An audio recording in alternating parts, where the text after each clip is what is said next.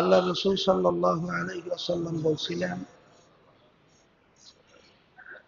রমজানের প্রথম 10 দিন রহমতে ভরা,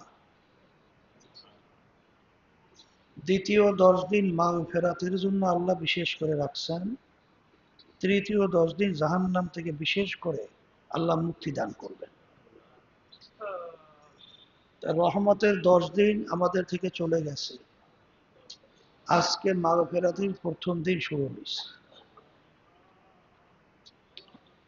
আব্বাজান রহমাতুল্লাহি আলাইহি একটা কথা বারবার বলতেন, যেই মামলার তদবির নাই ওই মামলার খালাস নাই।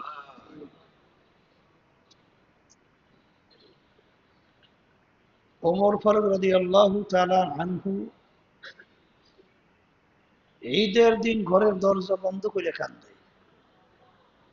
ঈদ মানে খুশি। লোকেরা জিজ্ঞাসা করে, আমি ঘরের দরজা বন্ধ করে কাঁদছেন কেন? আমির বলছিলেন, আল্লাহ রাসূল সাল্লাল্লাহু আলাইহি ওয়াসাল্লাম 3টা দোয়া কবুল হওয়ার জন্য আমিন বলছেন। দোয়া করছেন জিবরাইল, আমিন শিক্ষা দিয়েছেন আল্লাহ। এর ভিতরে একটা দোয়া হলো, যার উপর থেকে রমজান মাসে রোজা চলে গেল, এই সুযোগ পাইয়াও তার জীবনের সব গুনাহ খাতা মাফ করাইয়া নিতে পারলো না বা পারবে না, ওর ধ্বংস হোক। আল্লাহ রসুল সাল্লাল্লাহু আলাইহি ওয়াসাল্লাম বলছেন, আমিন। ওমর ফারুক রাদিয়াল্লাহু তাআলা বলতেছিলেন, আমি তো জানি না আমার উপর থেকে রমজান মাসে রোজা চলে গেছে, আমার জীবনের গুনাহ খাতা আমি মাফ করাইতে পারছি কিনা। এই জন্য আজকে ঈদের দিনও সুযোগ আছে, আল্লাহ রাব্বুল আলামিন মাফ করবেন এই আশা আমি কান্দাকাটি কইরা মাফ চাইতেছি। আসল ব্যাপারটা হলো, যার ঈমান যত মজবুত তার আমলের ব্যাপারটাও তত মজবুত। আর যার ঈমানের ব্যাপারে দুদুল্লুমুলা, কাল তাকামন, এই যে ইয়াকিনের কতগুলো দরজা আছে বিশ্বাসের। একটা হলো আইনুল ইয়াকিন, ইলমুল ইয়াকিন। দ্বিতীয়টা হলো আইনুল ইয়াকিন, তৃতীয়টা হইল হকুল ইয়াকিন। একটা হলো সই না যাই না বিশ্বাস করা, আর একটা হলো চোখে দেইখা বিশ্বাস করা, আর একটা হলো ভুক্তভোগী হইয়া বিশ্বাস করা। যেমন উদাহরণ হিসাবে, আপনি জঙ্গলে গেছেন না, আপনি শুনছেন বাঘ বড় ভয়াবহ, ওর হিংস্রতা অত্যন্ত ভয়াবহ। এই যে শুনতে শুনতে আপনার ভিতরে কিন্তু বাঘের ব্যাপারে একটা ভয় জমছে, জমছে না? এরপরে দেখবেন বাঘের কথা শুনলেই আপনার ভিতরে ভয় আসে, দরজা বন্ধ করে থই। শুনছে যদি এলাকার ভিতরে বাঘ ঢুকছে, তাড়াতাড়ি যাইয়ে ঘরের ভিতরে ঢুইকে দরজা আগেই আটকায়। বাঘ আপনি কোনোদিন দেখছেন?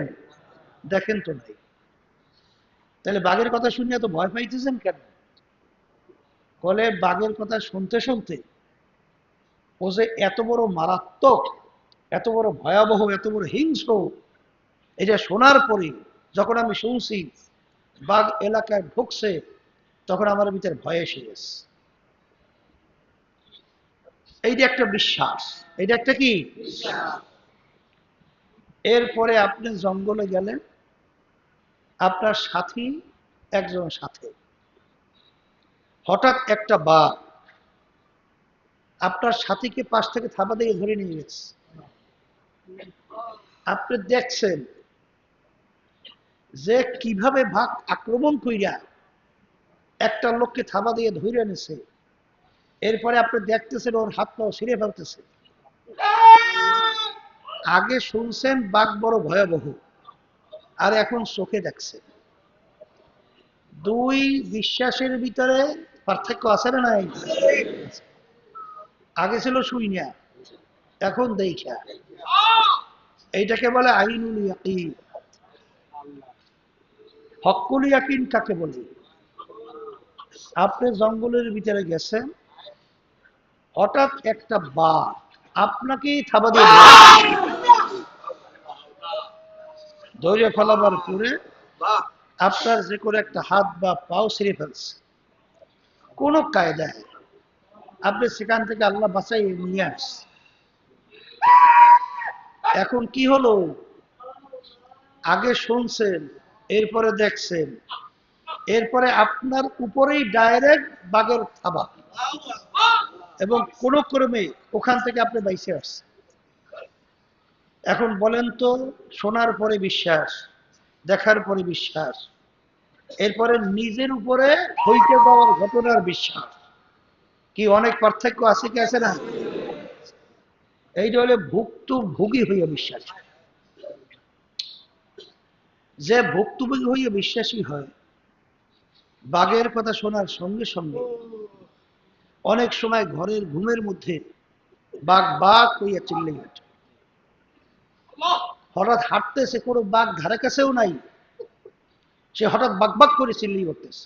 কারণ এমন ভয় বাঘের তার ভিতরে ঢুকছে, বাঘের কথা মনে উঠলেই সে স্বাভাবিক থাকে না, অস্থির হয়ে। এইটা হলে ভুক্তভোগী হয়ে বিশ্বাস। এইভাবে আপনার ইয়াকিনের দরজা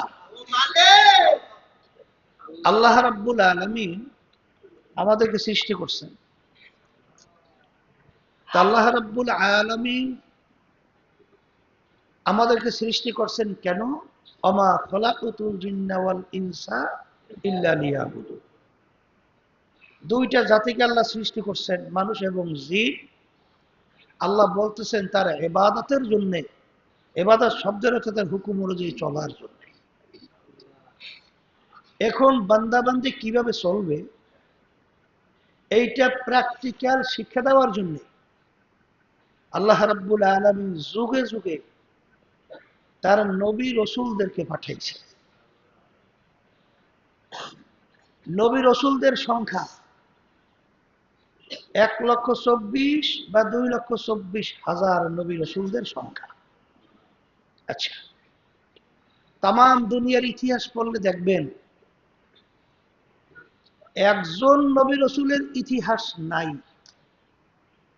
তাদের জীবনে একটা মিথ্যা কথা তাদের থেকে প্রকাশ পাইছে, এরকম একটা ইতিহাস দুনিয়ার কোন ইতিহাসে না পাওয়া যায়।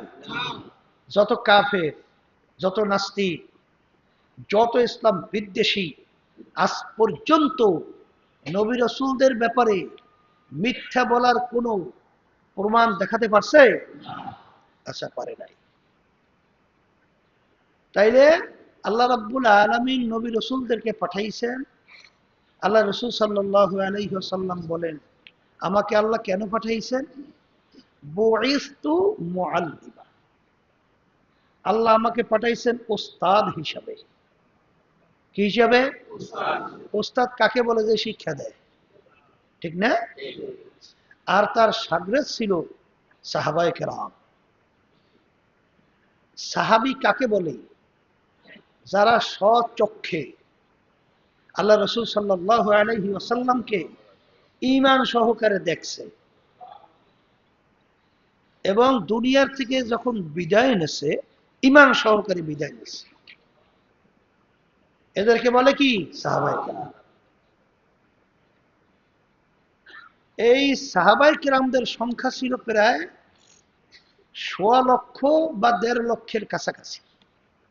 সাহাবায়ে কেরামদের সংখ্যা যারা আল্লাহ রাসূলকে সাল্লাল্লাহু আলাইহি ওয়াসাল্লাম সরাসরি দেখছে এবং ঈমান সহকারে দুনিয়া থেকে বিদায় নিয়ে কবরে গেছে। এই সাহাবায়ে কেরামরা হলেন আল্লাহর হাবিবের সরাসরি ছাত্র। সরাসরি কি? আল্লাহ রাসূল সাল্লাল্লাহু আলাইহি ওয়াসাল্লাম সাহাবায়ে কেরামদেরকে শিক্ষা দিয়েছেন। কি শিক্ষা দিয়েছেন? বয়াত গ্রহণ করাইছেন। কি বয়াত গ্রহণ করেছেন? বয়াত মানে ওয়াদা করা। কি ওয়াদা করাইছেন? আমরা আল্লাহর সঙ্গে কারো শরীক করব না, আমরা মানুষকে হত্যা করব না, আমরা মিথ্যা কথা বলবো না, আমরা জুলুম করব না, আমরা জেনা ব্যভিচার করব না, আমরা এই কাজগুলা করব না। এই খারাপ কাজগুলোর উপরে বয়াত গ্রহণ করাইছে। কথা ঠিক না? সাহাবায়ে কেরাম বয়াত গ্রহণ করছে। করার পরে কি বলছে? যখন এক সাহাবী আল্লাহ রাসূল সাল্লাল্লাহু আলাইহি ওয়াসাল্লামের দরবারে আসছেন, আয়েশা বলতেছেন, আল্লাহ রাসূল, আপনি আমাকে এমন কিছু আমলের কথা বলেন যেই আমলগুলো করার মাধ্যমে আমি চিরস্থায়ী শান্তির জায়গা বেহেশতে যেতে পারবো, আর অশান্তির জায়গা জাহান্নাম থেকে মুক্তি পাবো। এরকম কিছু আমল আপনি আমাকে শিখান। আল্লাহ রাসূল সাল্লাল্লাহু আলাইহি ওয়াসাল্লাম তাকে কিছু আমলের কথা বললেন। নামাজ, রোজা, বিভিন্ন ফরজ ইবাদত, ওয়াজিব ইবাদত, এগুলা শোনার পরে সাহাবী বলতেছেন, আল্লাহ রাসূল সাল্লাল্লাহু আলাইহি ওয়াসাল্লাম, আপনি সাক্ষী থাকেন, আপনি সাক্ষী থাকেন, আপনি আমাকে যেভাবে বলছেন আমি হুবাহু ওইভাবেই আমল করব। আলহামদুলিল্লাহ বলেন না? আপনি যেভাবে বলছেন আমি ওইভাবেই আমল করব। এই কথা বইলে যখন একটু বাড়াবো না কমাবো না, রওনা করে যখন যাইতেছে, আল্লাহ রাসূল সাল্লাল্লাহু আলাইহি ওয়াসাল্লাম উপস্থিত সাহাবায়ে কেরামদেরকে লক্ষ্য করে তাকে দেখাইয়া বলছিলেন, তোমরা যদি বেহেশতি লোক দেখতে চাও, তাকে ইঙ্গিত করে বলতেছিলেন, তাকে দেখে নাও, তাকে দেখে। আচ্ছা, বাড়াবো না কমাবো না, যেইভাবে বলছেন সেইভাবে আমল করব।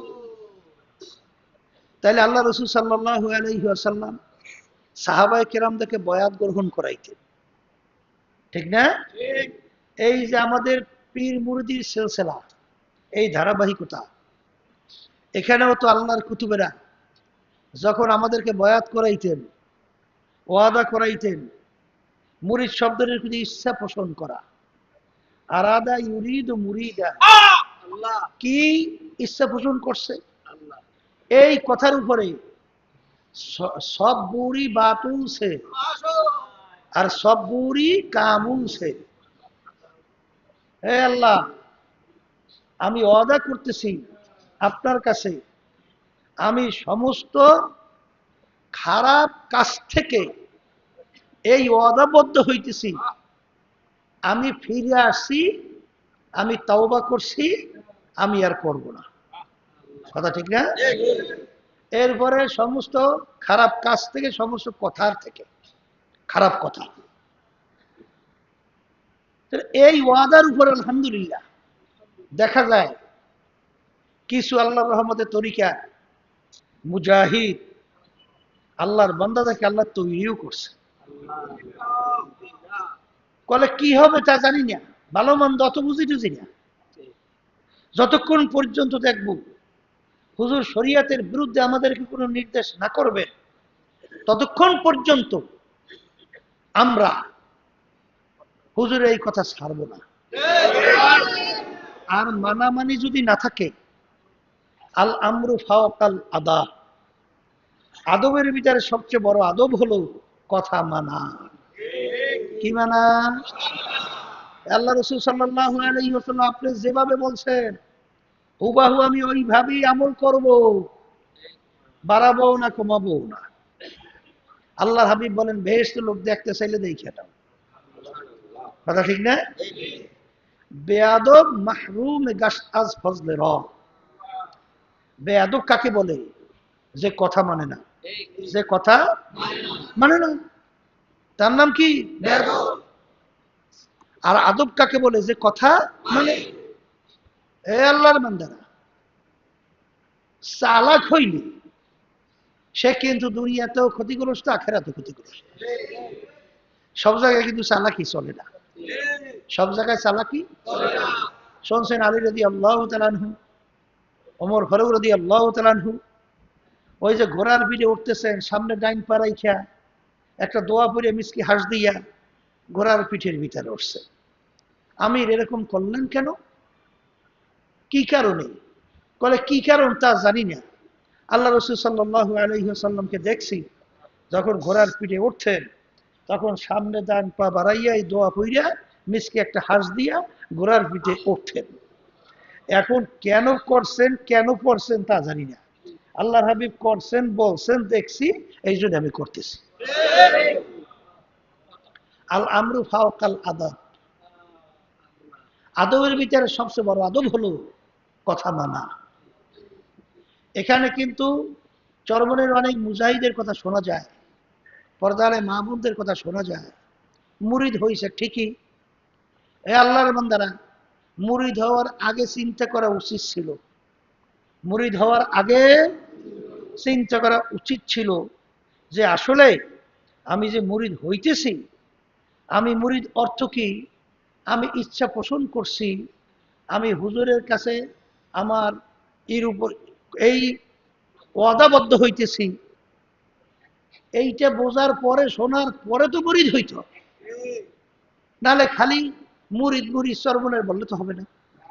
হ্যাঁ, তো এখন আব্বাজান রহমাতুল্লাহি আলাইহি বলতেন যে অনেক চরমনের মুজাহিদ অনেক সময় দেখা যায় মুরিদ পরিচয় দেওয়ার পরেও তাদের কার্যক্রম, চালচলন, কথাবার্তা শুনলে তখন চরমনের তরিকার বদনাম হয়, বদনাম হয়।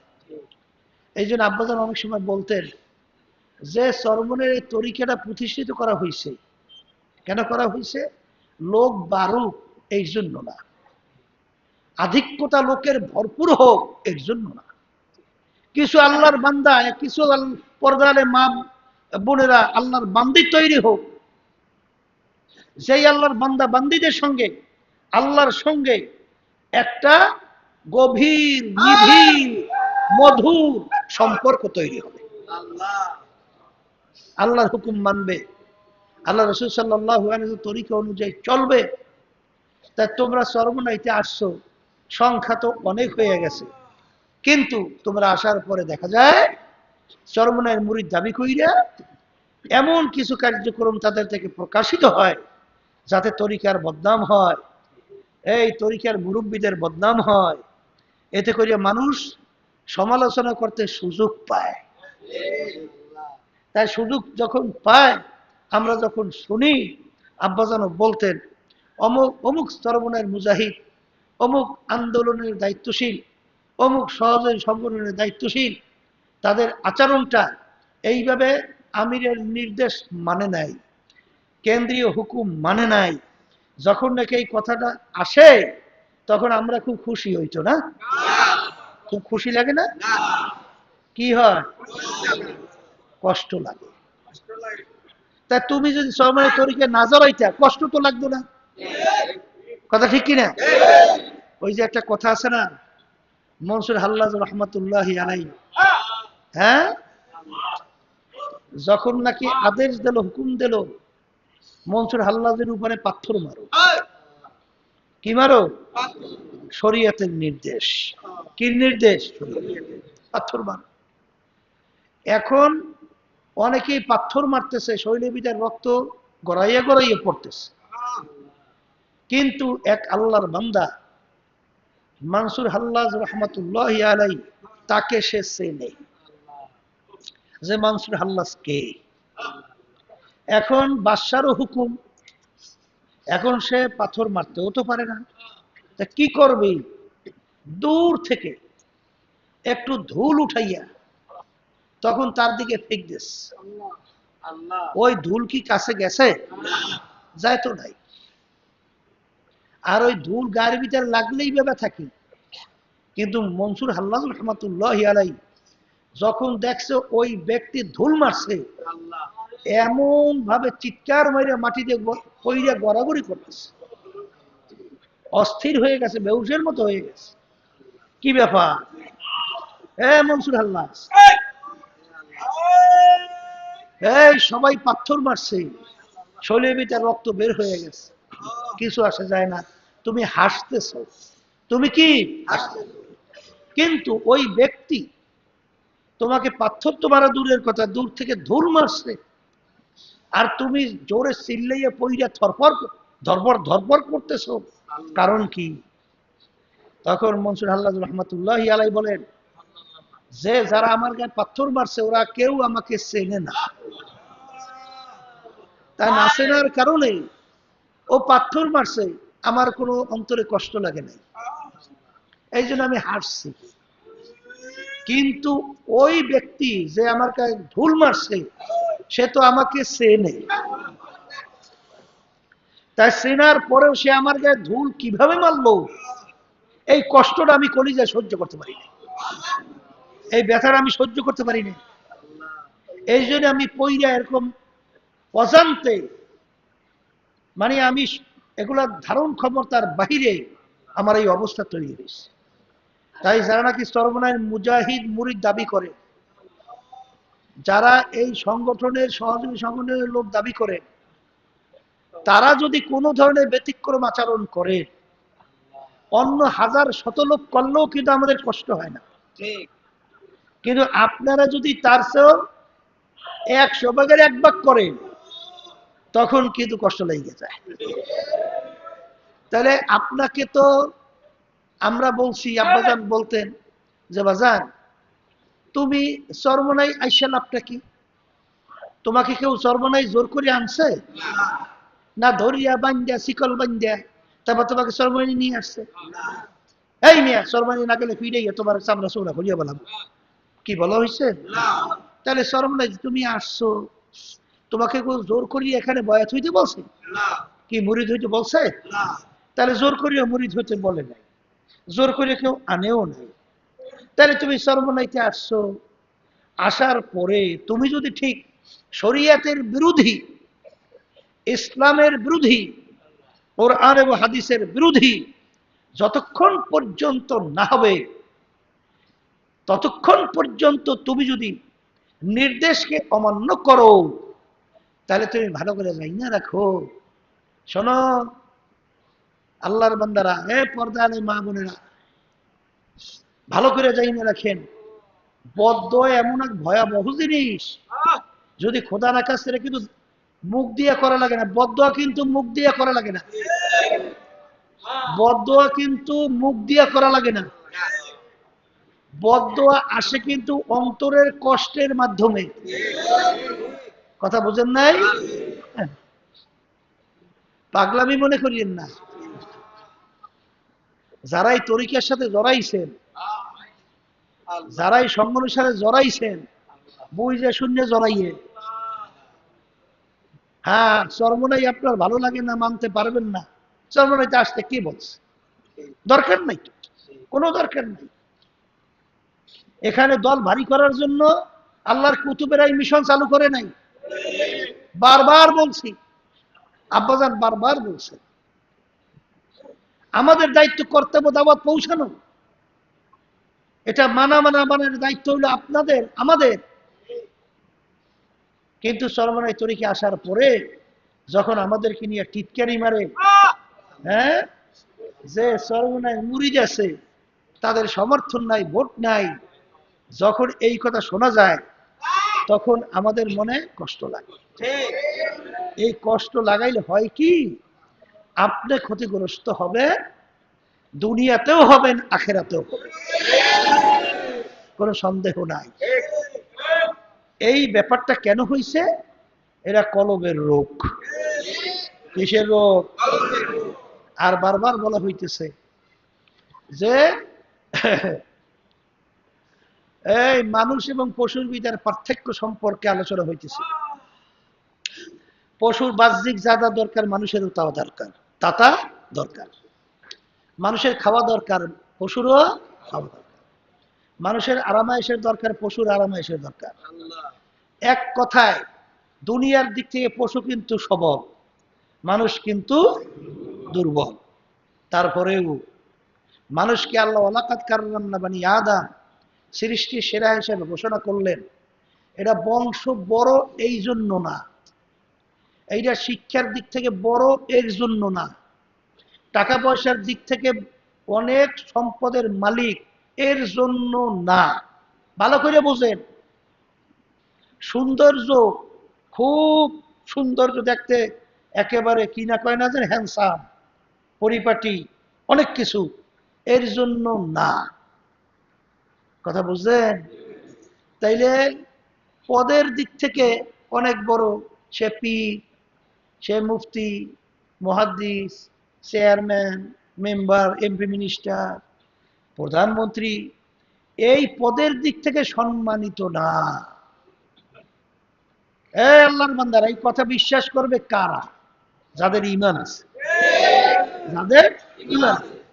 আর যাদের ঈমানের ভিতরে টালমাটাল, এরা তো সম্মান তালাশ করে চেয়ারম্যান মেম্বারের মধ্যে, টাকার সম্পদ ক্ষমতার মধ্যে, এই বড় বড় শিক্ষিত হওয়ার মধ্যে, সুন্দর বিল্ডিং বাড়ি করার মধ্যে, এই বিভিন্ন দুনিয়ার বাহ্যিকের ভিতরে শান্তি কি করে, সম্মান তালাশ করে, শান্তি তালাশ করে। কিন্তু আসলে আল্লাহ রাব্বুল আলামিনের কাছে কি হইল, ও সরে যায়, আল্লাহ রাব্বুল আলামিনের কাছে সম্মানিত কে এবং ওয়ালাকাদ কাররামনা কে, এইটা আপনারা জানেন যে আল্লাহ রাব্বুল আলামিন এক সূরার ভিতরে প্রায় 11টা কসম করার পরে বলতেছেন, قد أفلح من زكاها وقد خاب من دساها। যারা এই আত্মাকে পবিত্র করতে পারবে, পরিষ্কার পরিচ্ছন্ন করতে পারবে, তারাই হলো আমার কাছে সম্মানিত, তারাই হইল কামিয়াব পাবে, নাজাত পাবে, জান্নাতে যাবে। কলব যারা পরিষ্কার রাখতে পারবে। আর আপনারা জানেন, আল্লাহ রাসূল সাল্লাল্লাহু আলাইহি ওয়াসাল্লামের কাছে সাহাবায়ে কেরাম প্রশ্ন করছিলেন, আল্লাহ রাসূল সাল্লাল্লাহু আলাইহি ওয়াসাল্লাম, আল্লাহর কাছে সবচেয়ে প্রিয় কোন বান্দা বান্দি? আল্লাহ রাব্বুল আলামিনের কাছে প্রিয় কোন বান্দা বান্দি? আল্লাহ রাসূল সাল্লাল্লাহু আলাইহি ওয়াসাল্লাম বলেন, ইন্না আকরামাকুম ইনদাল্লাহি আতকাকুম। যেই আল্লাহর বান্দা বান্দির মধ্যে আল্লাহর ভয় পয়দা হয়েছে। কি পয়দা হয়েছে? তাকওয়া অর্জন হয়েছে, সে আল্লাহর কাছে সবচেয়ে প্রিয়। কথা ঠিক কিনা? এই জন্য আমি যে কথা বলতে চাইছিলাম, যে 11টা কসম করার পরে আল্লাহ রাব্বুল আলামিন বলছেন যে قد أفلح من زكاها وقد خاب من دساها। যারা কলবকে পরিষ্কার করতে পারবে তারাই কামিয়াব হবে, সম্মানিত হবে, নাজাত পেয়ে জান্নাতে যাবে। যারা এই কথা ঈমান মজবুত অবস্থায় বিশ্বাস করছে, ঈমান আনছে, তারা দেখবেন এই কলবকে পরিষ্কার করার জন্য কি করছে, দিন রাত্র চেষ্টা করছে। করে নাই? না করে নাই? করছে তো। এই জন্য বলা হয় না, ওই বলকের বাদশা ইব্রাহিম বিন আদহাম রহমতুল্লাহি আলাইহি কিভাবে বাই হয়েছিল রাজ দরবার থেকে, জানেন না? ওই যে মুসাফির, রাস্তার পথিক, যখন আইসা বাদশাকে বলছিল, বাদশা আপনার এই মুসাফির খানায় আমি একটু থাকতে চাই। কোনটার মুসাফির খানা বানাইছে? বাদশার রাজ সিংহাসন, স্থায়ী বাড়ি, মুসাফির খানা বানাইছে। এখন বাদশা ধমক দিয়ে বলছে, এই বোকা, কি করতেছিস? বললে কি? আল্লাহ, হ্যাঁ, এইটা আমার স্থায়ী বাড়ির রাজ সিংহাসন, তো এইটাকে মুসাফির খানা বানাইছো? এইটা বলার পরে মুসাফির বলতেছে, বাদশা রে, আমার যদি ভুল হয় তা মাফ করিয়া দেন, আমি আসলে স্থায়ী বাড়ি আর মুসাফিরখানা কোনটা এইটা আমি ভালো করে বুঝতে পারি নাই, পরিচয়টা দেন। তখন বাদশা বলতেছে, বাড়ির দরজায় ঘর দেখছো না? দেখছি। ওইটা মুসাফিরখানা। আর হুজুর স্থায়ী বাড়ি? বলে ও ও ওইটা মুসাফিরখানা আর এইটা স্থায়ী বাড়ি। হুজুর স্থায়ী বাড়ি আর মুসাফিরখানার পরিচয় কি?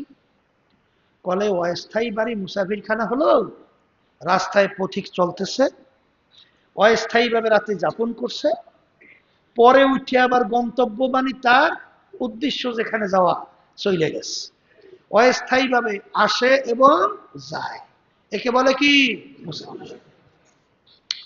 বলে হুজুর স্থায়ী বাড়ি কাকে বলে? বলে যেখানে সব সময়ের জন্য মানুষ বসবাস করে, স্থায়ীভাবে সব সময়ের জন্য যেখানে মানুষ বসবাস করে, এইটা কি স্থায়ী।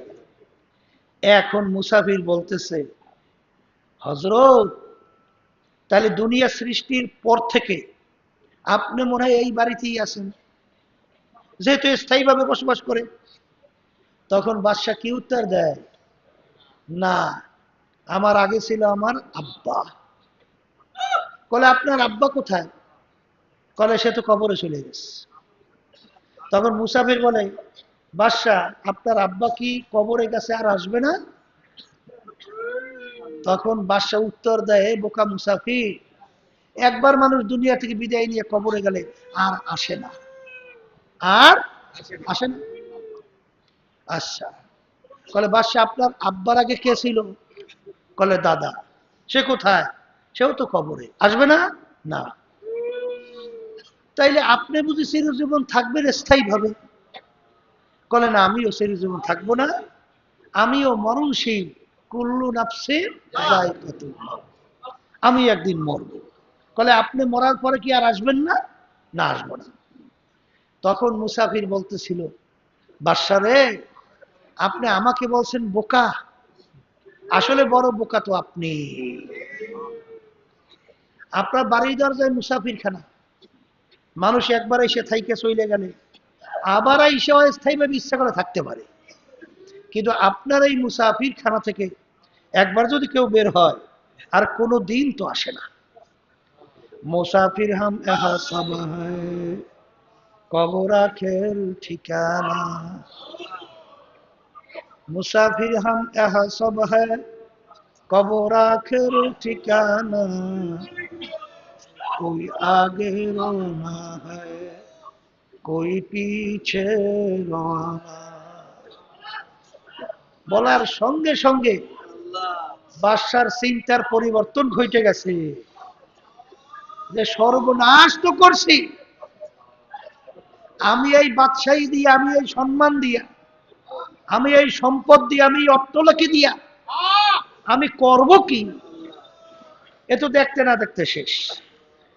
এই কথা বইলা তখন তিনি চইলা গেলেন মুরব্বীর কাছে, পীরের কাছে যাইয়া, ওই যে যেই কলব পরিষ্কারের মাধ্যমে মানুষ মানুষ হওয়া যায়, এই কলব পরিষ্কার করার জন্য যখন পীর সাহেব হুজুর কাছে গেলেন, তখন পীর সাহেব হুজুরে, তার ভিতরে তো বাদশাহী তাকাব্বুরি ভরা, আমি বাদশাহ, আমি বাদশাহ, এই আমি অমুক, আমি তমুক, এই তাকাব্বুরি যেটাকে বলা হয়, কি কি, হ্যাঁ, আমি বড়, আমিত্ব, বর্মেয়াগিরি, হ্যাঁ, এইটা ভরা।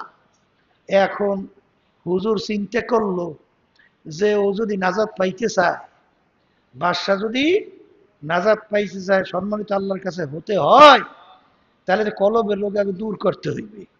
এই জন্য বাদশাহী বলাইতে হবে। এই জন্য বাদশাকে দায়িত্ব দিল, লাকড়ি বোঝা বললে মাথায় বললে টানে, লাকড়ির বোঝা টানে, সাধারণ একজন শ্রমিকের মতো, ঠিক না?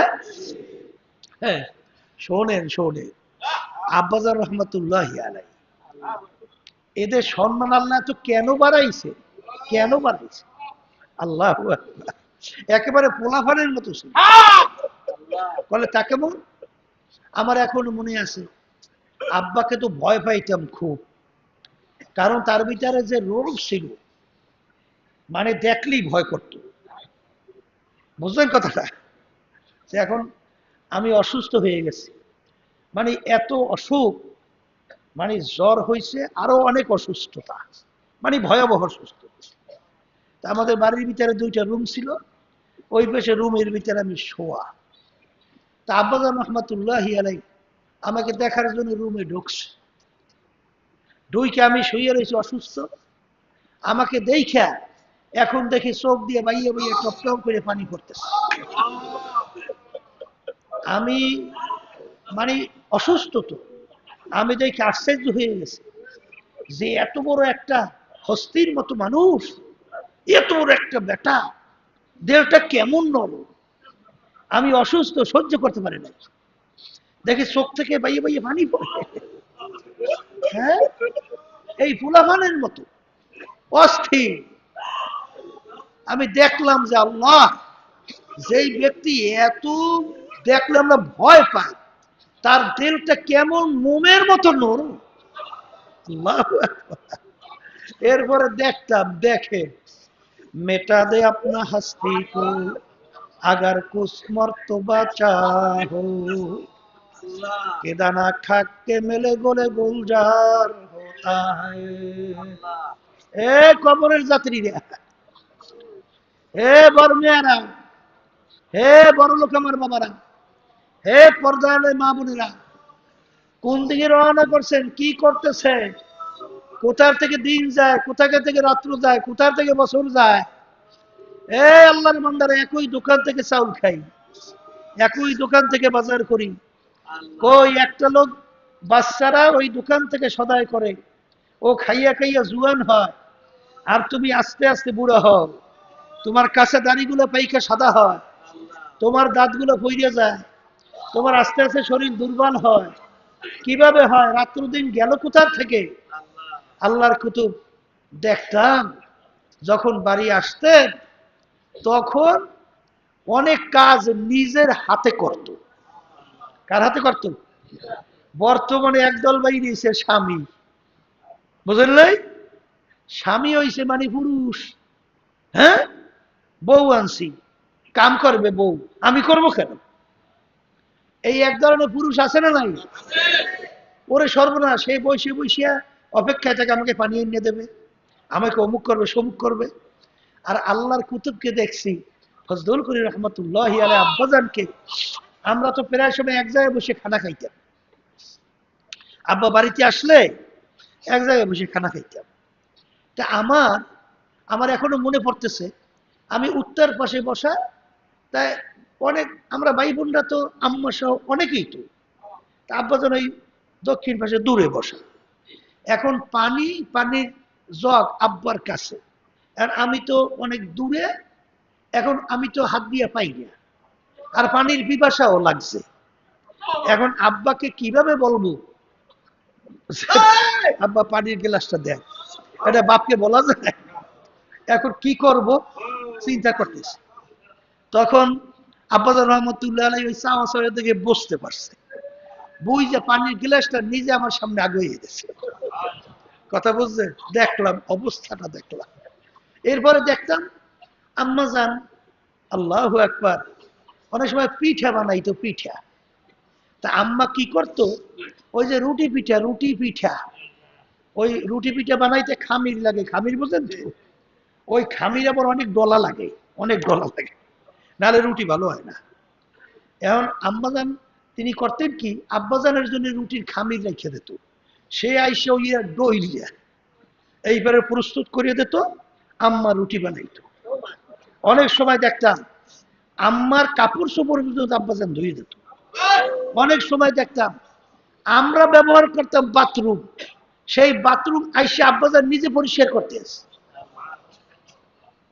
আমরা ছোট তখন বুঝলাম না, তখন চিন্তা করছি বাথরুম পরিষ্কার করা আলিশামির ব্যাপার আছে না, আর একটা ব্যাপারও তো আছে। এখন চিন্তা করছি বাথরুম পরিষ্কার করবে কি এটা। তা দেখতাম আব্বাজান রহমতুল্লাহ আসবে কবে, সে এসে পরিষ্কার করবে। তখন তো পোলাপান, তো বুঝলাম না, এখন তো বুঝি। কথা বোঝেন কিছু? মেটা দে আপনা হস্তি কো अगर कुछ मर्तबा चाहू के दाना खा के मेले गोले गुलजार होता है। নিজের অস্তিত্বকে বিলীন করেন, কলবকে পরিষ্কার করেন, এই তাকাব্বুরি দূর করে। আমি পীর, আমি মুফতি, আমি মুহাদ্দিস, আমি শাইখুল হাদিস, আমি চেয়ারম্যান, আমি মেম্বার, আমি আমি অনেকে আছে, আমি সৈয়দ বংশের লোক। ওরে খবিসের দলেরা, কবরে কি সৈয়দ বংশ আছে? না চৌধুরী বংশ আছে? হ্যাঁ, না তালুকদার বংশ আছে? না তুমি পিন, না তুমি এই শাইখুল হাদিস, না তুমি অমুক টমুক সমুক, এই পরিচয় কি কবরে আছে? তাই যদি না থাকে, তাহলে এই ইব্রাহিম বিন আদহাম রহমাতুল্লাহি আলাইহি পীর সাহেব হুজুরের কাছে গেছে আত্মশুদ্ধির জন্য। কি চাকরি দিয়েছে? লাকড়ি টানো, লাকড়ি টানো, লাকড়ি টানো। বাদশাহীকে ভুলাইতে আছে। টানতে টানতে এক পর্যায়ে মেথরের দায়িত্ব দিয়েছে, গু টানে, গু। কি টানে? গু বোঝেন? সোরা বাংলা কথা। ময়লা পরিষ্কার করার দায়িত্ব দিয়েছে। শোনেন, সাহাবায়ে কেরামদের কিভাবে তারা আত্মশুদ্ধি, নিজেকে নিজে কিভাবে কিভাবে তারা ছোট মনে করছেন, কিভাবে অন্য মানুষকে অগ্রাধিকার দিয়েছেন। ওমর ফারুক রাদিয়াল্লাহু তাআলার কথা শোনেন নাই? জেরুজালেম রওনা করছে, অর্ধেক দুনিয়ার রাজা, গোলাম উটের রশি টানতেছে, আর আমির উটের পিঠে বসা। কিছুক্ষণ টানার পরে আমির বলতেছে, গোলাম, এখন তুমি উটের পিঠে উঠবে, আর আমি উটের রশি টানবো। আর বর্তমানে যদি একটা মেম্বার এলাকার হয়, একজন চেয়ারম্যান তো হইলে কথাই নেই, একজন সংগঠনের দায়িত্ব পাইছে, সভাপতি, সেক্রেটারি, অমুক টমুক সমুক, আরে সর্বনাশ, এর কাছে বেড়াই যায় না, খালি দোষ ধরে। আমি সভাপতি, আমার সম্মান করলো না, আমার ওকে শুন। হ্যাঁ, তবে কথা আছে, অনেক সময় সংগঠন পরিচালনার জন্য সেটা হইল অন্তরের ব্যাপার। আমিত্বকে জাহের বা আমি সভাপতি এইটা না, শৃঙ্খলা রক্ষার জন্য আপনার আজমা এটা ঠিক রাখতে হবে। কথা ঠিক না? এটা বাস্তব ঠিক আছে, কিন্তু এটা তো অন্তরের সাথে সম্পর্ক। কিসের সাথে সম্পর্ক? আপনি যে করতেছেন, কিসের জন্য করতেছেন? আপনি কি এই সভাপতির পথে আছেন? আপনি কি পীর? এই জন্য আপনি সেই অবস্থানে থাইকা আপনি মোরলগিরি, মুরব্বিগিরি করতেছেন, না আপনি কি করতেছেন? এটা তো অন্তরের সাথে সম্পর্ক। তো ওমর ফারুক রাদিয়াল্লাহু তাআলা আনহু তিনি গোলামকে বলতেছিলেন, গোলাম, মনে মনে বলেন, ও তো মানুষ, আমিও তো মানুষ। আল্লাহ আমার কিসমতে রাখছে, আমার ভাগ্যে আছে, আল্লাহ আমাকে আমির বানাইছে, আর ওকে আল্লাহ গোলাম বানাইছে। কথা ঠিক না? কিন্তু আশরাফুল মাখলুকাত, ও তো মানুষ আর আমিও তো মানুষ। তাহলে আমি এই আমির হইয়া আমি এখানে উটের পিঠে ছায়ার মধ্যে থাকবো, আর ওই গোলাম রোদের ভিতরে উটের রশি টাইনা চামড়া ঘুরে কালো করে ফেলাইবে। এটা তো হয় না। হে গোলাম, তুমি উটের পিঠে ওঠো, আর আমি উটের রশি টানবো। এর নাম হইল আমিত্ব, তাকাব্বুরি দূর করা। ব্যাপারটা বলতে সহজ, শুনতেও সহজ, বাস্তবায়ন কিন্তু বড় কঠিন। কিন্তু আবার কিছু কঠিন মনেও করিয়েন না। আপনার সাধ্য শক্তি অনুযায়ী আপনার চেষ্টা করতে থাকেন, আর আল্লাহর কাছে সবসময় দোয়া করতে থাকেন। দেখবেন আল্লাহ রাব্বুল আলামিন তার কুদরতি হাতের মাধ্যমে, তার কুদরতি চোখের নজরের মাধ্যমে, তার কুদরতি ভাবে আপনাকে আমাকে, কারণ আল্লাহ তো বান্দাবান্দির দিলের দিকে তাকাই থাকে। কোন দিকে তাকায়? কোন দিকে তাকায়? তার দিলের দিকে তাকাই আল্লাহ দেখতেছেন বান্দা এই কাজটা, বান্দি এই কাজটা কির জন্য করতেছে। যখন দেখবে যে ইখলাসের কারণেই, ইখলাস নিয়েই এই কাজটা বান্দাবান্দি করতেছে, তখন যদিও নাকি আপনি লক্ষ্যে পৌঁছতে পারতেছেন না, কিন্তু আল্লাহ রাব্বুল আলামিন শর্ট করে টান দেবে, টান দিয়ে লক্ষ্যে পৌঁছে দেবে। দেবে কি দেবে না? দেবে কি দেবে না? এই জন্য কেমনে আল্লাহ পৌঁছায় দেখেন, এই ইমানের তবকা কেমনে বাড়ে। ওমর ফারুক রাদিয়াল্লাহু তাআলা আনহু আল্লাহর হাবিবের মজলিসে বসা, সাল্লাল্লাহু আলাইহি ওয়াসাল্লাম, আল্লাহ রাসূল সাল্লাল্লাহু আলাইহি ওয়াসাল্লাম বলতেছেন যে যতক্ষণ পর্যন্ত তোমরা ঈমানদারেরা আমি রসুলকে তোমাদের সব জিনিসের চেয়ে বেশি মহব্বত করতে না পারবে, ততক্ষণ পর্যন্ত তোমরা কামেল মোমেন হতে পারবে না।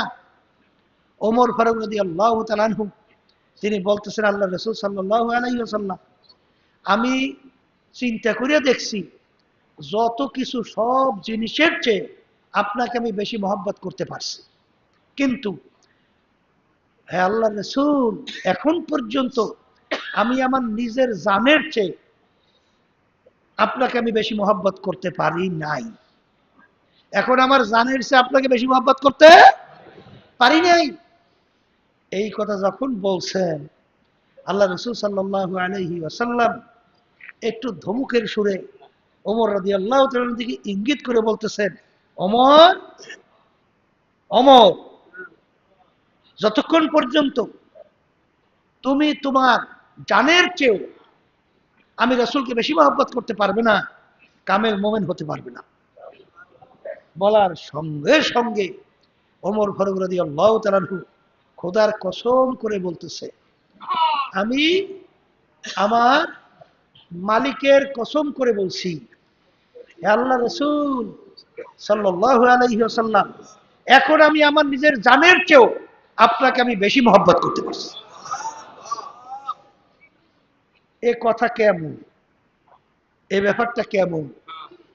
আল্লাহ রাব্বুল আলামিন মুহূর্তের ভিতরে তার দিলের অবস্থান পরিবর্তন ঘটাইয়া আল্লাহ রাব্বুল আলামিন ঈমানের পরিপূর্ণ দরজায় পৌঁছিয়ে দিয়েছে। কি সময় লাগছে? কথা বলেন না, সময় লাগছে? লাগে নাই। এর জন্যই তো আল্লাহর ওলিরা দোয়া করতেন যে ইমাম গাজ্জালী রহমাতুল্লাহি আলাইহি এবং আমাদের এই তরিকার মুরব্বী রশিদ আহমদ গাঙ্গুহি রহমাতুল্লাহি আলাইহি যত বড় আল্লাহর ওলিদের ইতিহাস শুনবে পড়বে শুনবেন যে বান্দাবান্দি কখনো ইচ্ছা কইরা আল্লাহ পর্যন্ত পৌঁছা সম্ভব না, কিন্তু বান্দাবান্দি যখন নাকি ইখলাস নিয়া আল্লাহকে রাজি খুশির উদ্দেশ্যে যখন নির্ভেজাল চেষ্টা শুরু করে, তখনই ওই বান্দাবান্দি মুহূর্তের মধ্যে আল্লাহ পর্যন্ত পৌঁছে যায়। কোন পর্যন্ত পৌঁছে? হ্যাঁ, আল্লাহ পর্যন্ত পৌঁছে। না পৌঁছে না? না পৌঁছে না? না চেষ্টা করলেই পারে? পারা যায়? যায় না তো।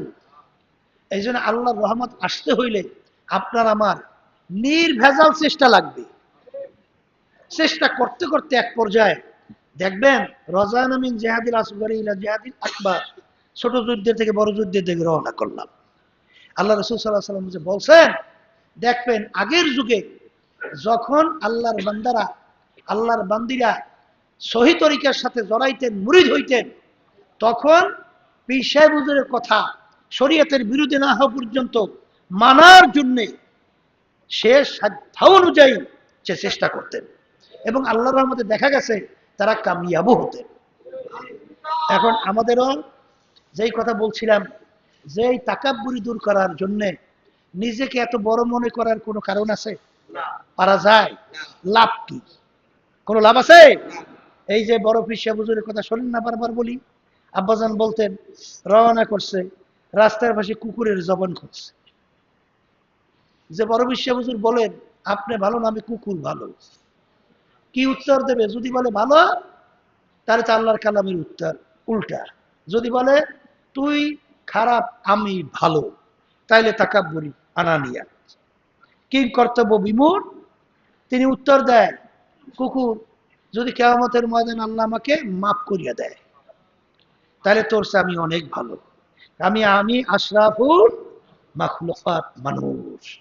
আর যদি আল্লাহ মাফ না করে, আমার সে তুই হাজার লক্ষ কোটি হিসাব ছাড়া গণনা ছাড়া ভালো, কারণ তোর তো কোনো আযাব নাই, তোর তো কোনো শাস্তি নাই। কিন্তু আমি যদি ধ্বংসপ্রাপ্ত হই, আমার ওই শাস্তি সহ্য করার শক্তি নাই, তোর সে আমি অনেক খারাপ। কথা ঠিক কিনা? এইভাবে আপনি যে তাকাব্বুরি করেন, আমি ভালো আমি বড় আমি অমুক টমুক সমুক, আপনার কি সার্টিফিকেট কারো আছে যে আমি মাপ পাইয়ে জান্নাতে চলে গেছি? কথা বলেন না কেন? এই আল্লাহর বান্দারা, কি হইল? কি হইল? ওমর ফারুক রাদিয়াল্লাহু তাআলা আনহু রাস্তার ভিতরে ভেজা কুটা নাড়া হাতের ভিতরে উঠে কান্দে আর বলে, ভেজা কুটা নাড়া, তুই আমার চেয়ে অনেক ভালো, তুই মাটির সঙ্গে মিলবি, আমি ওমর আল্লাহর সামনে উঠবো, জবাব দিতে হবে, ধরা খেয়ে গেলে জাহান্নামের উপায় নাই, এছাড়া উপায় নাই। দুই চোখের পানি ফেলাইয়া কাঁদতে কাঁদতে কাঁদতে গালে দাগ পড়িয়েছে।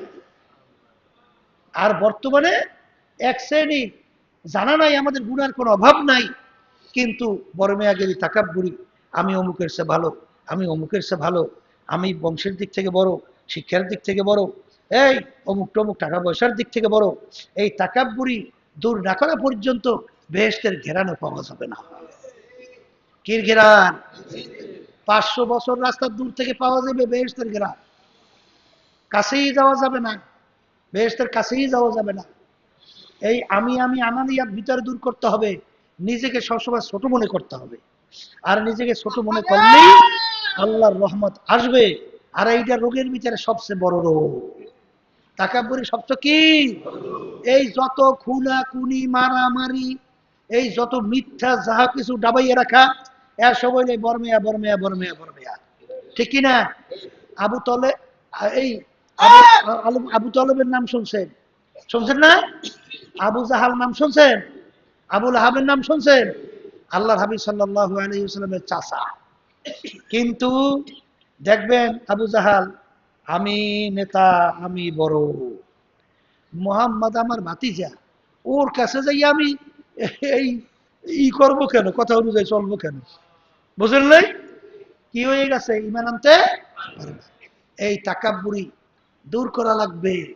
এইটা দূর করার জন্যে বেশি বেশি মৌতের মোরাকাবা। কির মোরাকাবা? মৌতের মোরাকাবা।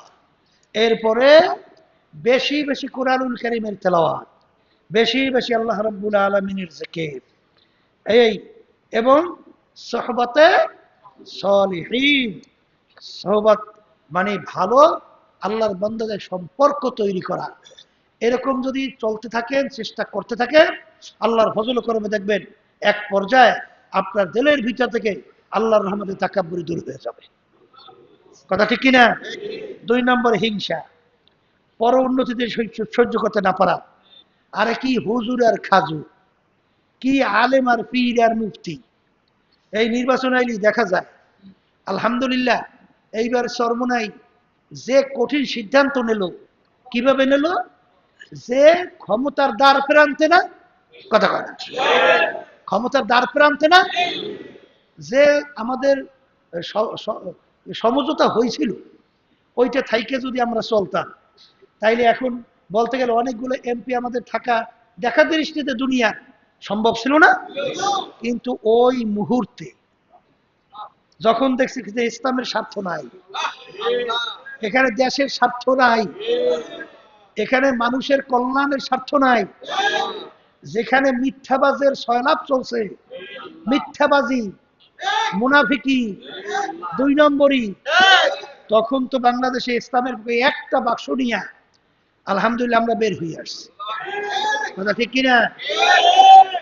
এরপরে যারা আল্লাহকে ভয় করে, যারা ইসলামকে মহব্বত করে, এই যারা আলেম পীর মুফতি দরবেশ দাবি করে, কি তাদের কি উচিত ছিল? এই ইসলামের পক্ষের বাক্সটাকে সহযোগিতা করা, সেই পক্ষে সহযোগিতা করার জন্য বইলে দেওয়া। কিন্তু বলে নাই কেন? সমস্যাটা কোন জায়গায়? হ্যাঁ, বেশিরভাগ আমরা যেটা শুনি হিংসার কারণে। কি আলেম আর কি পীর? আল্লাহ আমাকে আমাদের সবাইকে মাফ করেন। হায় হায় হায়, এই হিংসুকদের কারণেই আজকে ইসলাম সহিভাবে সঠিকভাবে এর উত্থান হইতেছে না, এর উত্থান হইতেছে না। আর ধোকাবাজি লাইনে, 2 নম্বরই লাইনে ইসলাম প্রতিষ্ঠিত হয়েছে, এরকম ইতিহাস দুনিয়াতে আছে? নাই, কোনদিন হয় না, হবে না। কথা ঠিক কিনা? এই ধোকাবাজি লাইনে, মিথ্যাবাজির লাইনে কোনদিন ইসলাম প্রতিষ্ঠিত হয়েছে এরকম ইতিহাস নাই। কথা ঠিক কিনা? এমনকি ইতিহাসে আমরা পাই যে একটা সুন্নাতের আমল পর্যন্ত ছাইরা দিলে সেখানে বিজয় হয় না। কথা ঠিক না বেটি?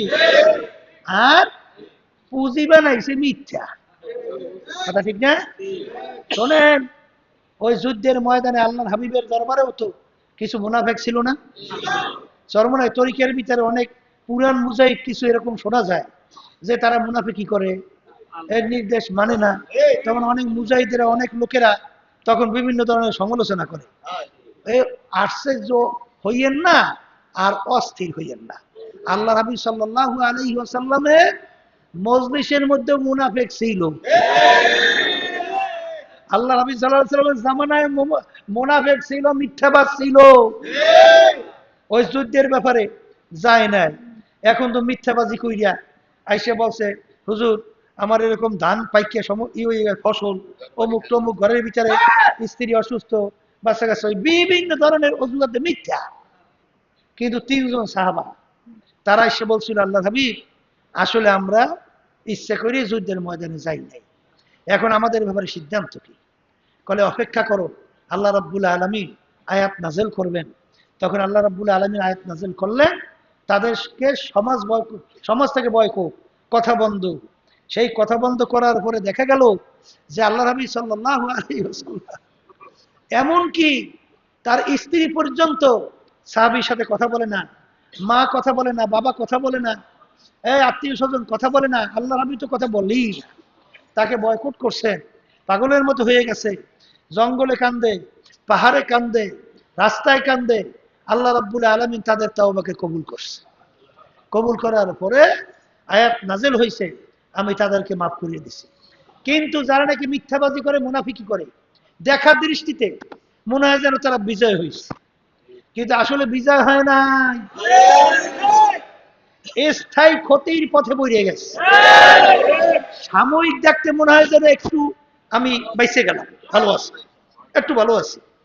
কারণ মনে করে কি যে ওই জালেমদের হাত থেকে মিথ্যা কথা বইলা আমি একটু দেখাইলাম যে না না না না, আমি ইসলামের হাত পাকা পূর্তিকের পক্ষে না, আমি অমুকের পক্ষেই আছি। আছে না নাই? এই মুনাফিকি করলো, 2 নম্বরই করলো, সাময়িক মনে হয় যেন বাঁচলো, আসলে স্থায়ীভাবে ক্ষতির মধ্যে পড়ে গেছে। আর পরবর্তীতে সাহাবায়ে কেরামদের ইতিহাস হলো, যখন সত্য প্রকাশ করছেন, সত্য স্বীকার করার পরে এক পর্যায়ে আল্লাহ তাওবা কবুল করছেন, তারা কি হয়ে গেছে? আল্লাহর কাছে সম্মানিত হয়ে গেছে। তাই হিংসা কইরে কোনো লাভ নাই, হিংসা করে কোনো লাভ নাই। কারণ কি জানেন, অনেকে আমাদেরকে টিটকারি মারে, সমালোচনা করে, অমুক করে, সমুক করে। আল্লাহর রহমতে একেবারে আপনাদের কাছে বলছি, শোনেন, যে এই যে আমরা বের হয়ে আসছি, হ্যাঁ, এই ক্ষমতা পাই নাই, আমাদের লোকগুলো এমপি হয় নাই, সবাই অস্থিরতার ভিতর দিন রাত কাটায়। কিন্তু ওই নির্বাচন হওয়ার পরে যে পরিমাণ ভোট ইসলামের বাক্সে আসার কথা, সেই পরিমাণ আসে নাই। হ্যাঁ, এতে কইরা তো একেবারে অস্থির হয়ে যাওয়ার কথা। কিন্তু আল্লাহর রহমতে আমাদের লোকদের কাছে বললে হয়তোবা অনেকে কষ্ট হইবে, এর জন্য বলি নেই। কিন্তু আল্লাহর রহমতে আমি কিন্তু কিঞ্চিত, আল্লাহর রহমতে আমি কিন্তু অস্থির হই। আল্লাহর রহমতে, আপনাদের দোয়া, আমার ভিতরে অস্থিরতা লাগে নাই। তবে আফসোস লাগছে যখন শুনছি যে আমাদের অমুক লোক, অমুক মুজাহিদ, অমুক দায়িত্বশীল যখন বেলাইনে হাঁটছে, তখন এই কষ্টটা লাগছে। যখন আমাদের দায়িত্বশীলরা বেনিয়মে কিছু কথাবার্তা বলছে, বেনিয়মে যখন পথ চলছে, এইটা শোনার পরে একটু কষ্ট লাগছে, আর কিছু না। কিন্তু আমরা যে পাই নাই, ঠকছি, তবে এতটুকু আফসোস লাগছে, 53 বছর পরে, 54 বছর চলছে, যেই কায়দায় দেশ গঠন করা, এই 53 বছর পর্যন্ত মানুষ চাঁদাবাজ থেকে মুক্তি পাইছে? কথা বলে। জুলুম থেকে মুক্তি পাইছে? মিথ্যা কেস দিয়া লক্ষ লক্ষ পরিবার সংসার ধ্বংস করছে, এর থেকে মুক্তি পাইছে? মানুষ যখন একদল আসে, আর এক দলের নেতা কর্মীরা খুন, ফাঁসি পর্যন্ত তাদেরকে এই আইন বেনিয়ম ভাবে ব্যবহার কইরা অপরাধ, বিনা অপরাধের মানুষদেরকে ফাঁসির কাস্টের মধ্যে ঝুলায় নাই, ঝুলায় না। আবার যখন সরকার পরিবর্তন হয়েছে, আবার বেকসুর খালাস পায় নাই। এই অবস্থা একটা দেশ চলে না? বলে কোনো মানুষ বাঁচে? কোনো মানুষ স্বাধীনভাবে চলতে পারে? এই 53 বছর পরে এই সুযোগটা আল্লাহ দিছিল, কিন্তু কপাল পোড়ারা আজকে একটু ক্ষমতার লোভে, একটু সম্মানের লোভে বেশি খাইতে যাইয়া এখন ঠোঁট মুখ পড়ছে। এখন হাউতাস করতে করতে জীবন শেষ হবে, আফসোস করতে থাকবা।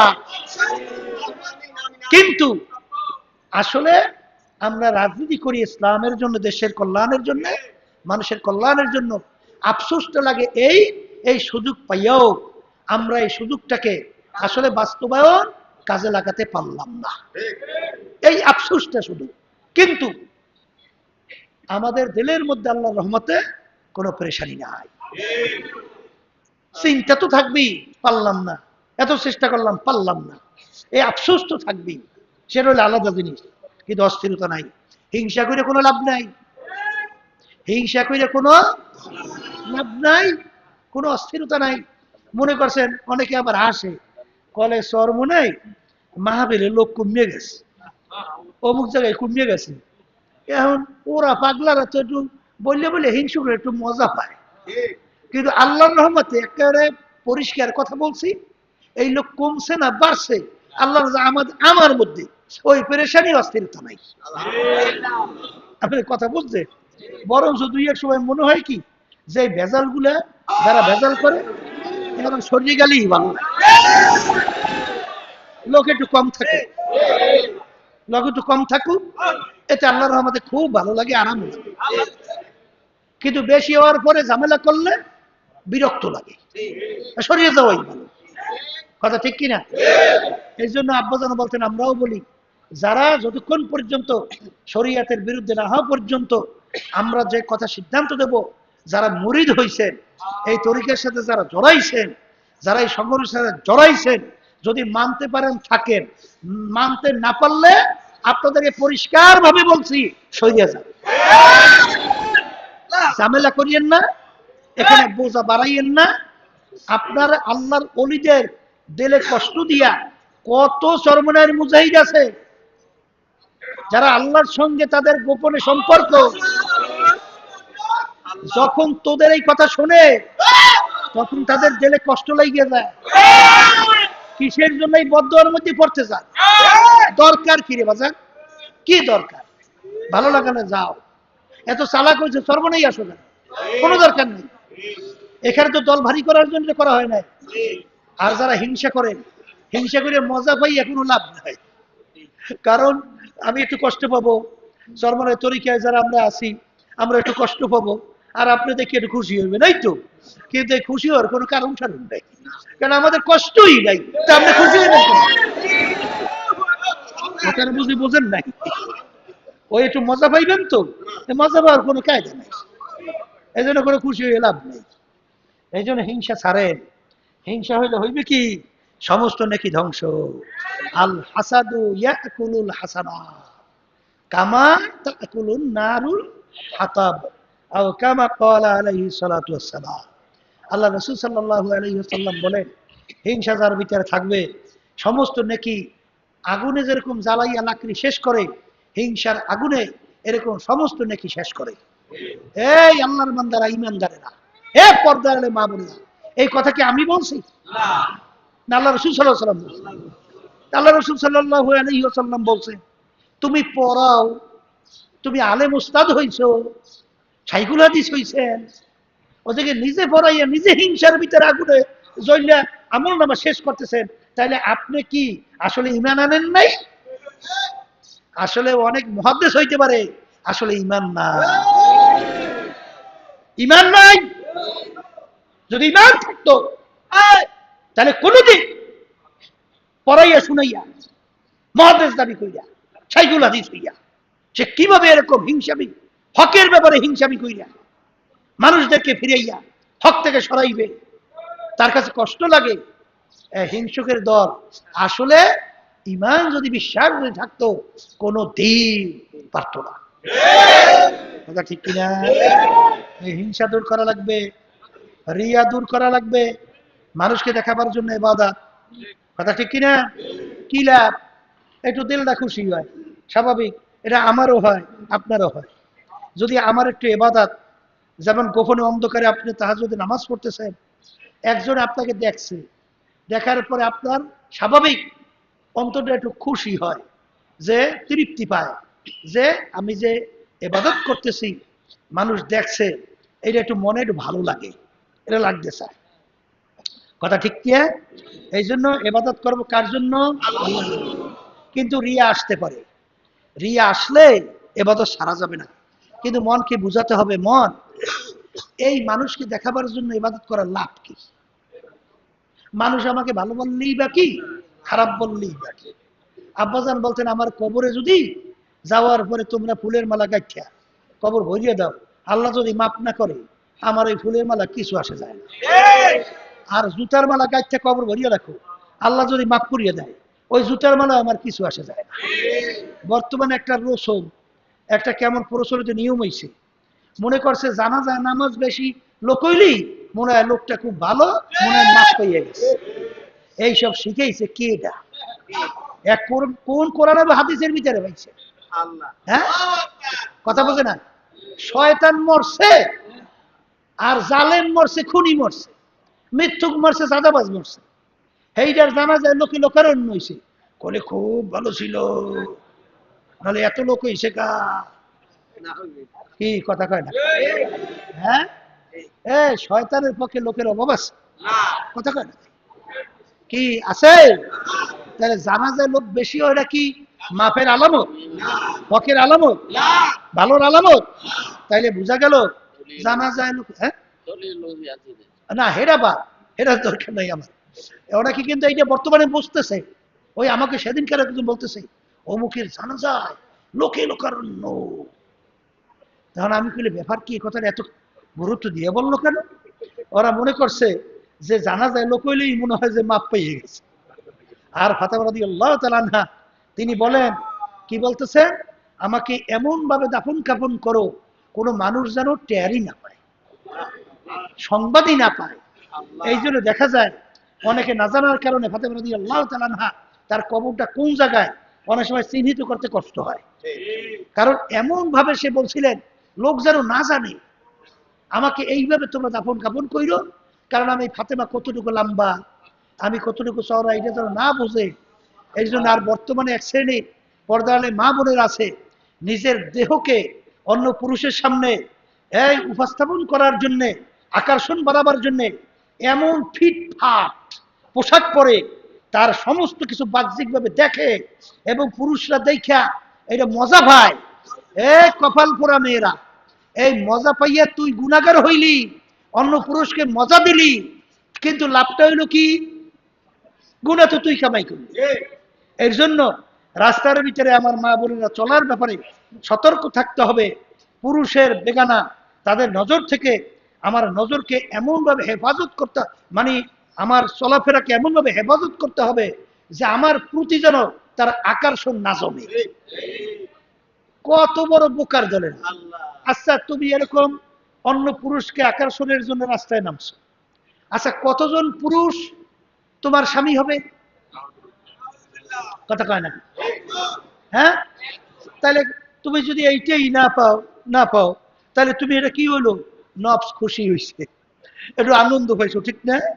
এর জন্য বলতে হবে এই রিয়া, এই ইবাদত, এইটা রিয়া মুক্ত ইবাদত লাগবে। আল্লাহকে দেখাবার জন্য ইবাদত করতে হবে। আর এই জন্য আল্লাহর জিকির বেশি করতে হবে, কোরআন কারীম তেলাওয়াত বেশি, আর বিশেষ করে এই তরিকার সবক ঠিকমতো আদায় করেন। যদি ঠিকমতো আদায় করতে পারেন আর আল্লাহর কাছে দোয়া করতে পারেন, দেখবেন আর চেষ্টা ছাড়া তো হবে না। কি করা লাগবে? চেষ্টা করতে হবে। চেষ্টা করতে থাকে, আল্লাহর কাছে সুপুর্দ করিয়ে দেন, তাইলে আল্লাহ রাব্বুল আলামিনের রহমত বেদরকভাবে গড়াইয়া আল্লাহ রাব্বুল আলামিন আমাদের লক্ষ্য উদ্দেশ্যে পৌঁছার তৌফিক দান করবেন। আল্লাহুম্মা আমিন। রব্বানা আতিনা ফিদ দুনিয়া হাসানা ওয়া ফিল আখিরাতি হাসানা ওয়া কিনা আযাবান নার। রব্বুল আলামিন, পবিত্র রমজান মাসে রহমতের 10 দিন চলে গেল, এ আমার দয়ার মালিক, মাগফিরাতের প্রথম দিন যাইতেছে। এ আল্লাহ, জানি না আমরা আমাদের জীবনের গুনাহ মাফ করাইতে পারলাম কিনা। মালিক, আপনি দয়ার সাগর, মায়ার সাগর, আমাদের গুনার কোনো অভাব নাই। মালিক রে, রোজাদারদেরকে নিয়া, আপনার অনেক খাস বান্দাদেরকে নিয়া, পর্দার আড়ালে অনেক মা বোনদেরকে নিয়া আপনার শাহী দরবারে হাত তুলছি রে মালিক। যেই হাত আপনার কাছে পছন্দ, ওই হাতের বরকতে আমাদের জীবনের গুনাহ মাফ করে দেয়।